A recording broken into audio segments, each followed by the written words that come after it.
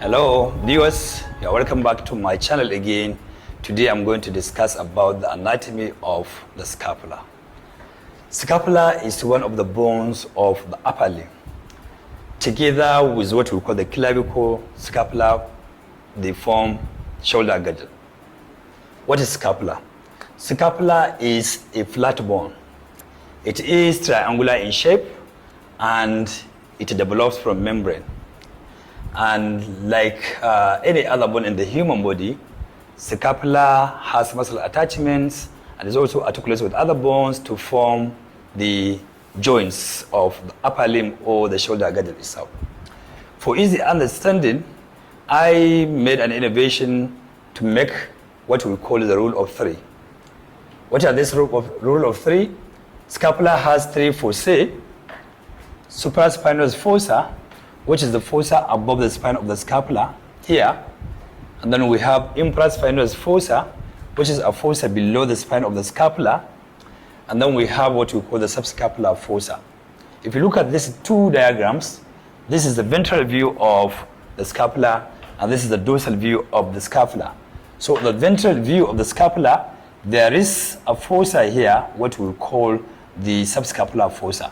While on the dorsal surface here, we have suprascapular fossa, supraspinous fossa, which is above the spine, and then we have another fossa below the spine of the scapula, which is called infraspinous fossa. So we have three fossae for the scapula, and then it has also three processes. These three processes, they are projections, projecting from the scapula. So we have, number one, the coracoid process, which is a finger-like projection.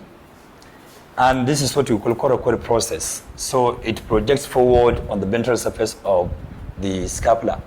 And then the second projection is acromial process. This acromial process is a continuation of the spine of the scapula, which lies at the dorsal aspect of the scapula and then divides the scapular dorsal surface into upper and the lower part. And the upper part is what we have described before. That is the suprascapular fossa, and below the spine is the infraspinous fossa. So acromion or acromial process is a continuation of the spine of the scapula. And then the third projection or the process is the spinous process, which is, a horizontal plate of bone lying across the dorsal aspect of the scapula, dividing it into supraspinous fossa and infraspinous fossa. The scapula also has three borders. We have the medial border, if this is the midline, mid-sagittal plane here, and so this is the medial border of the scapula, and this is the lateral border of the scapula. So we have the lateral border, we have the medial border here, we have the lateral border, and then we have the superior border. And so this superior border, because we said the scapula is triangular in shape, the superior border is termed at the base of the scapula. So now, since we have already said that scapula is triangular in shape, so it must have three angles. What are these angles? We have the superior medial angle, which is this angle here. We also have the inferior angle, which is the angle here. And then we also have the superior lateral angle, which is this one here. So the superior lateral angle is depressed or is notched. And so because of this depression on the superior lateral aspect of the scapula, or at the superior lateral angle of the scapula, because it is notched, so the notch there, or the cavity there, or the fossa there, articulates with the head of the humerus to form what we call the shoulder joint. So the head of the humerus articulates with the superior lateral angle of the scapula, which is notched, to give rise to the shoulder joint. The scapula moves in three axes. These axes of movement include the anterior-posterior axis. If you now look at the dorsal aspect of the scapula here, the axis, you are going to see the axis end on. And so by the time the scapula rotates on this anterior-posterior axis, the scapula, if it moves towards the lateral side, if it moves towards the lateral side like this, that is what we call lateral rotation of the scapula, which is similar to the abduction of the shoulder joint. For example, now I'm just standing in an anatomical position, if I tend to abduct my upper limb like this, so the scapula is rotated laterally, and that is during the abduction movement of the upper limb like this. So by so doing, you are abducting the upper limb, and so you are also abducting the scapula. So the scapular lateral rotation is the same as abduction of the scapula during the abduction of the upper limb. Similarly, by the time the scapula rotates or is rotated towards the medial side, for example, now I'm standing in an anatomical position. By the time I abduct my upper limb like this, and then I adduct it back, so the scapula is rotated towards its normal position, and so that is what we call medial rotation of the scapula, which is the same as the adduction of the scapula. So now we've seen these movements of the scapula through the anteroposterior axis, which passes through the dorsal aspect of the scapula and penetrates into the ventral aspect of the scapula. So the other axis of movement is what we call vertical axis of movement for the scapula. So this vertical axis of the scapula passes through the spine of the scapula, and so by that the scapula can move up. That is, it can get elevated through the vertical axis, or it can get depressed through the same vertical axis. So these two movements, that is what we refer to as elevation of the scapula and depression of the scapula. For example, if I want to move my upper limb, the shoulder joint like this, up, so I'm just moving my scapula up, so I'm elevating my scapula like this, and if I bring it down, I am depressing my scapula through that vertical axis. So we have now seen two axes of movement for the scapula. The other axis of movement for the scapula is what we call the oblique axis of the scapula. This oblique axis of the scapula is lying obliquely across the scapula. And so by the time one tries to bring his or her own upper limb forward like this, that is what we call protraction of the scapula. Or you move the scapula backward like this, that is what we call retraction of the scapula. So these two moving of the upper limb forward like this, so the scapula moves along this oblique axis. And so you take it back like this, and then you are taking the scapula towards the medial side, and that is what we call retraction of the scapula. And so this axis is through the oblique axis. Scapula articulates with three structures. The clavicle articulates with the acromial process. So if this is a clavicle here, so the clavicle now articulates with the acromion to form what we call acromioclavicular joint. So the clavicle is around this side anteriorly because it is a collarbone lying in the anterior aspect of, superior anterior aspect of our trunk. So it articulates with the acromial process. So it forms what we call acromioclavicular joint. So we have a joint between the acromial process of the scapula and the clavicle, and so that joint is called acromioclavicular joint. So that is that. That is the first joint. The second joint, which is the most important in the shoulder girdle, is what we call glenohumeral joint. The glenohumeral joint, it is a joint, between the superior lateral angle of the scapula, which I said it is notched, and so that notch there is called glenoid fossa, or glenoid notch, or glenoid cavity. They are all synonymous. And so this glenoid notch articulates, or the fossa articulates with the head of the humerus to form this, glenohumeral joint. And this is the same as shoulder joint. So glenohumeral joint is the same as the shoulder joint.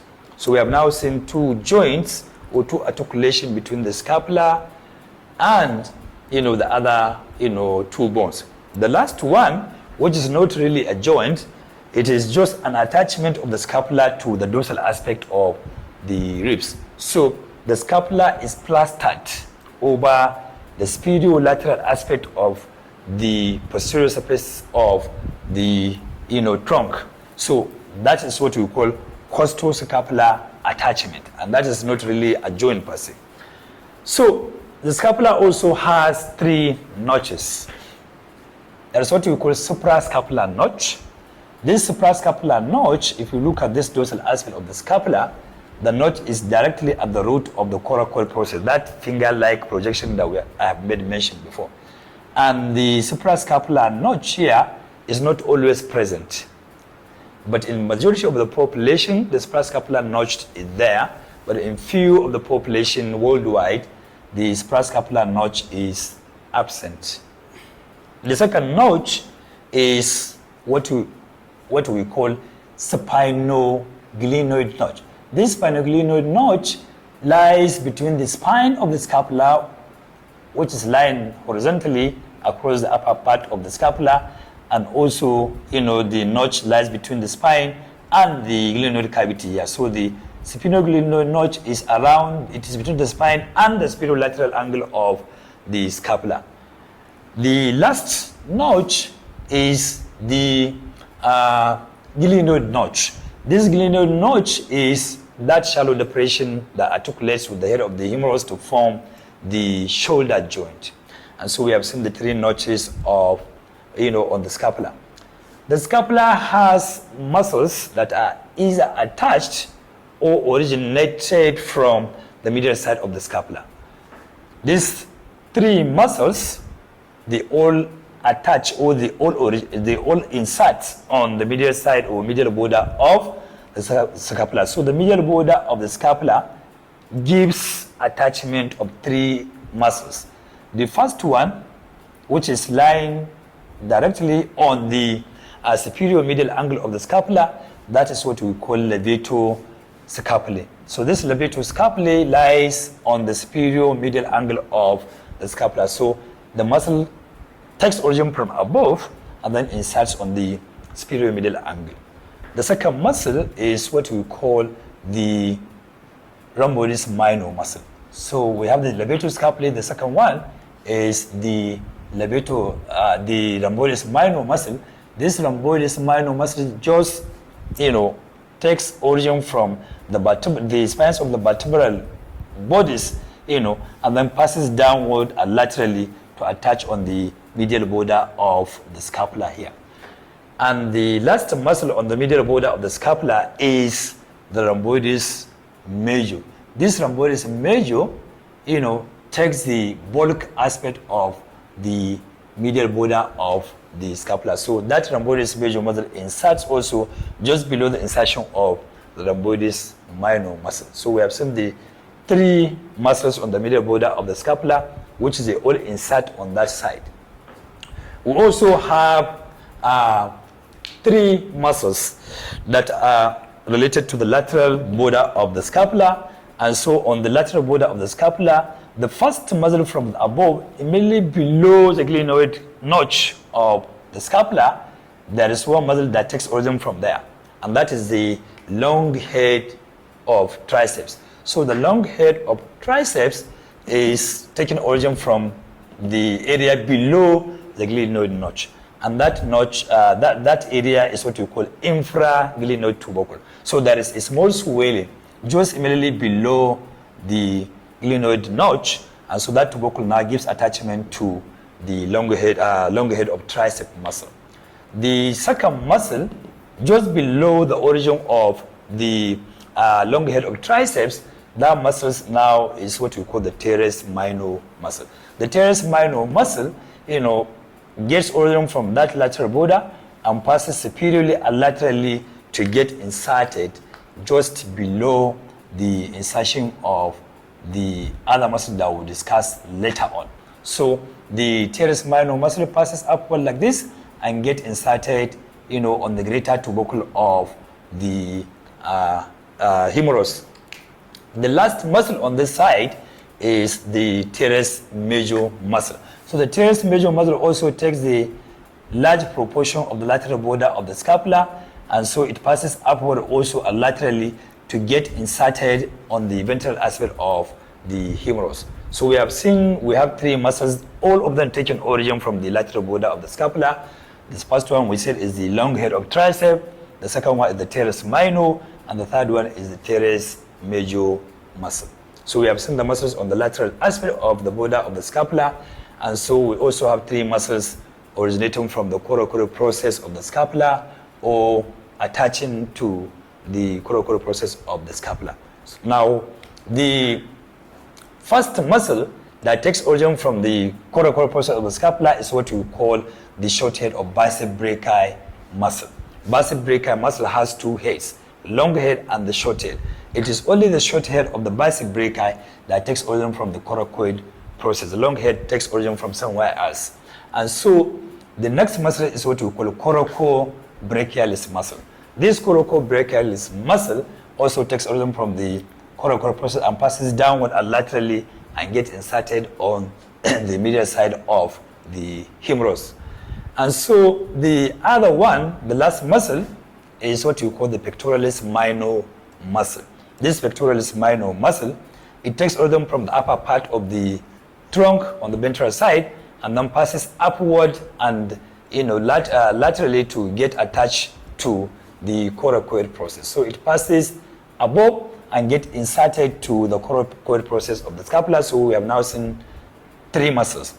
Two of them getting origin from the coracoid process and one of each getting inserted into the coracoid process.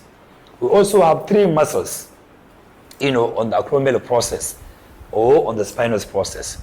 These three muscles, one of it is what we call posterior fibers of the deltoid muscle, because deltoid muscles has three different types of fibers.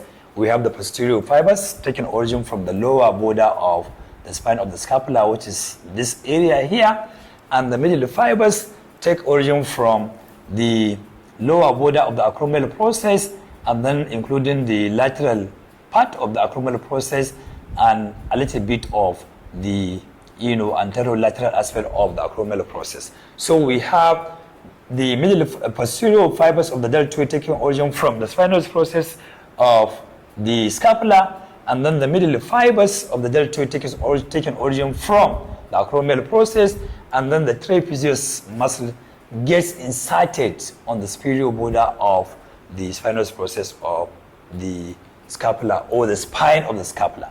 And so we have seen these three muscles, two getting origin from the lower border of the spine and from the acromion, and the other one gets inserted, that is the trapezius, and then attaches to the upper border of the scapula, which is this side that I have made mention. Similarly, we have three muscles originating from the three fossae that I have made mention before. We have what we call supraspinatus muscle. This supraspinatus muscle now takes origin from the supraspinous fossa here, and then it passes toward the lateral side and gets inserted on the greater tubercle of the humerus. So the insertion is on the greater tubercle here, and then the second muscle is the infraspinatus muscle. The infraspinatus muscle now occupies the entire infraspinous fossa and passes upward and laterally, and the tendon of the muscle now gets inserted at the greater tubercle of the humerus, immediately below the insertion of the supraspinatus muscle. The other muscle, from the fossa is the subscapularis muscle.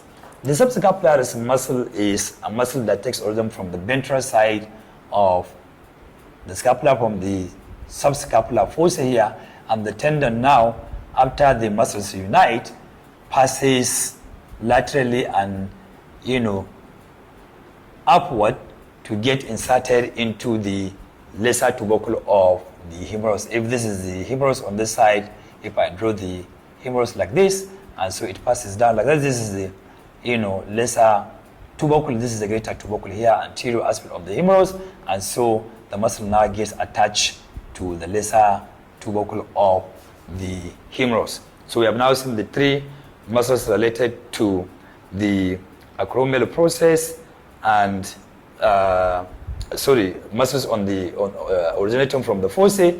We have made mention about the supraspinatus muscle from the supraspinous fossa, infraspinatus muscle from the infraspinous fossa, and then the other one is subscapularis muscle, which takes origin from the subscapular fossa.